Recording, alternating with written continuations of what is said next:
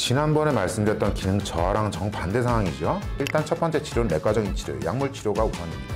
이 병은 평생 그런 체질이에요. 그래서 자꾸 약을 썼다가 줄였다가 끊었다가 반복을 하게 되는 이런 게 문제가 있고요. 방사성 요오드 치료라는 것도 있습니다. 어린아이들이나 가임기 연령의 여성들한테는 조금 피하도록 합니다.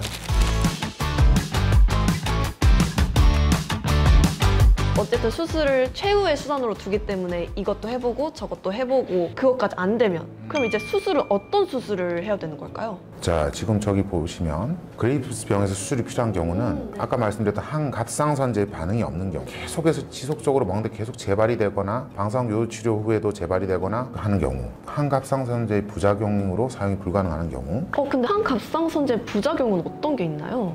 일단 약이 안 맞는 건데 약에 알러지가 있을 수도 있고요. 그 다음에 이제 간단하게 표현하면 백혈구수가 확 주는 병이 있어요. 위험할 정도로. 그래서 특히 이제 면역 기능을 담당하는 백혈구가 확 줄어서 정말 위험해지는 경우가 있고요. 간이 나빠질 수도 있고 여러 가지 문제가 있어요. 그런 사람들은 저런 약을 쓰지 못하니까 대책이 없는 거죠.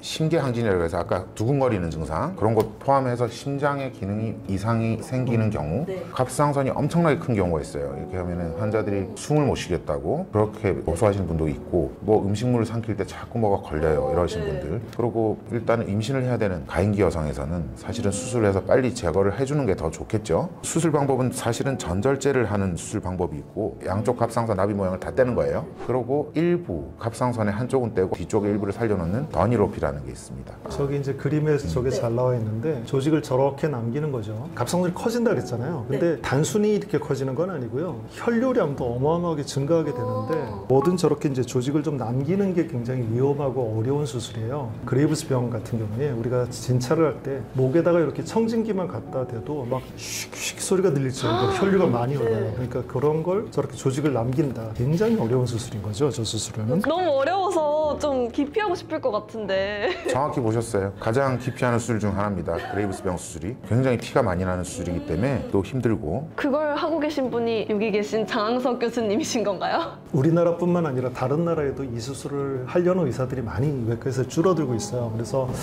뭐 저도 이제 나이가 있고 좀 젊은 사람이 물려받으면 좋겠는데. 여기 저도 지금 그레이브스 병 수술을 많이 하고 있어요. 뭐 장학생만큼의 케이스는 아니지만 앞으로 이어서 저도 많이 해야죠. 남이 기피한다 해서 내가 안 할 수는 없고. 오. 제가 두고 보겠습니다. 제가 지금 정리를 한번 해볼게요. 갑상선 기능 항진증이 오면 이제 전문가와 진료를 받고 그렇죠. 그 다음에 환자 상태에 따라서 치료 방침을 결정하는 거다. 일단 약도 있고 아니면 이제 전일 수술법도 있고 이렇게 정리하면 될까요? 네, 맞습니다. 맞습니다. 그러니까 장원 선생이 첫 번째 이야기한 대로 이 치료는 기본적으로 약물 치료가 첫 번째로 선택돼야 됩니다. 네. 아까 가임기 여성은 바로 수술로 들어간다고 하셨잖아요. 약을 쓰지 않고. 뭔가 가임기 여성들은 빨리 수술해야 되는 이유가 있을까요? 사실 임신을 하게 되면 호르몬 변화가 생기기 때문에 그레이브스 병이 좀 더 악화되는 경우가 있죠. 그리고 약물을 썼을 때, 방사선 요오드 치료를 했을 때 가임기 여성들한테는 사실 뭐 그렇게 좋은 영향을 미치지는 않습니다. 뭔가 뱃속의 아이한테 그렇죠. 영향이 갈 수도 있고. 방사선 요오드 치료는 임신을 한 경우에는 절대 하면 안 되는 거예요. 그래서 이런 경우는 빨리 수술해서 제거를 하는 편이 아무래도 더 좋지 않겠나 싶습니다. 그리고 저 자간증이라는 게 있다고 들었는데 그 자간증이라는 건 어떤 건가요? 뭐 고혈압이라든지 이런 걸 다 포함한 모성 질환을 자간증이라고 표현해요. 이렇게 되면 이제 쓸 수 있는 약물에 한계가 생기죠. 그리고 임신 중에는 감기약도 잘 안 먹는데 더더욱이 다른 약을 쓰긴 더 어렵다는 거죠. 그렇기 때문에 임신을 원하는데 안전한 상태에서 임신하자 이런 이야기입니다. 그럼 이 그레이브스 병도 여자한테 더 많이 일어나는 건가요? 이것도 역시 여자한테 더 많은데 꽤 많은 사람들이 앓는 병이에요. 알게 모르게. 저는 직업이 딱 사람 목부터 보니까 딱 보이거든요. 저 사람 기능 항진 같아. 나중에 보면 그 사람이 이제 나 기능 항진을 알아서 고생했다. 나중에 저는 몇 명 보이는데 말할 수는 없고요. 뭐 MC 연지는 아닙니다. 보니까.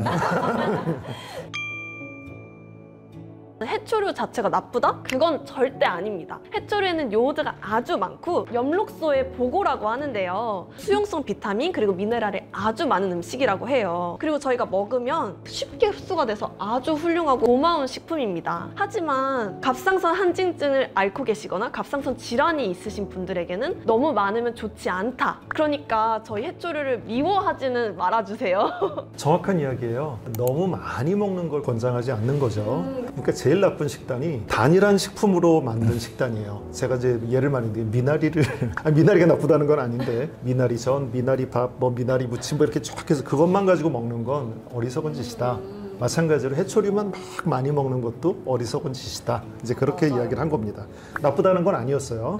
예, 오해 안 하시기 바랍니다. 추가로 그때 셀레늄 얘기를 하셨잖아요. 셀레늄을 고르는 방법, 어떤 셀레늄 영양제가 가장 좋은가 이런 것도 꿀팁을 주시면 저희 구독자님들이 너무 좋아하실 것 같아요. 저희가 연구해본 결과 하루 복용량 200 이상이 되면 좋겠고 이 셀레늄이라는 게 사실은 갑상선염을 좀 완화해주는 효과를 지금 그러고 글루타치온이라는 약이 조금 더 셀레늄 흡수를 좀 도와주고 있어요.